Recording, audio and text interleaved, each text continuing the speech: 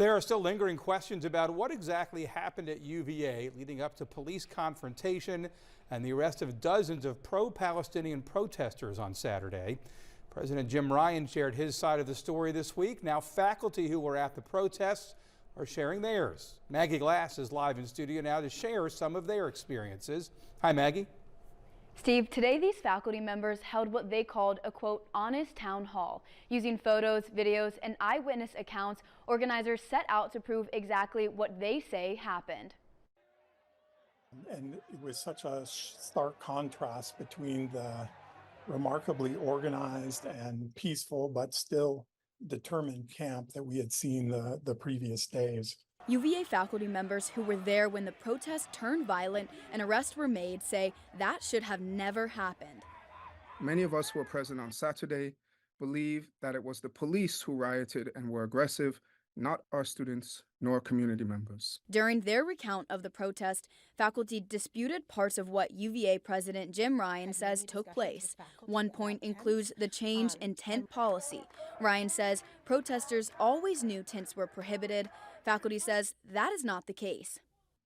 It was definitely just unclear to the folks in the encampment about what was the actual policy.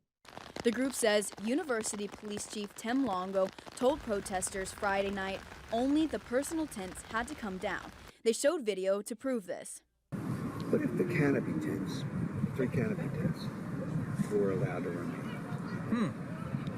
And the personal pop tents come down? Those tents Longo refers to were not removed. The next morning, members of Thursday's town hall claimed that UVA quietly changed the policy. You can't change policies without getting faculty input into the policy change process. So I'm not quite sure how a policy can be changed on the fly. Also mentioned was what the faculty liaisons knew about the 4 men dressed in all black, who Ryan and Longo say presented safety concerns. UVA professor Laura Goldblatt says she never saw these individuals, nor was she made aware of their presence.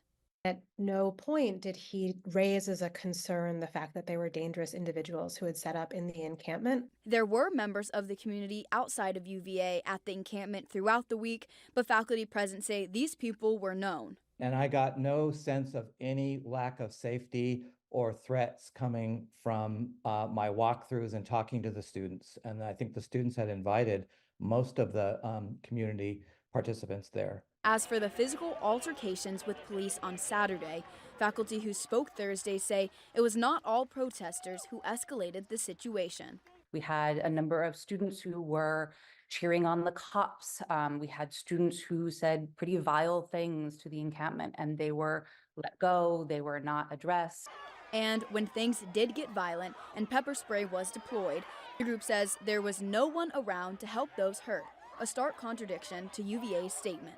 That the idea that all individuals who were impacted by pepper spray were rendered medical aid, it wasn't what I observed at all. When asked if there's any clarification as to who called in state police, faculty present shook their heads no.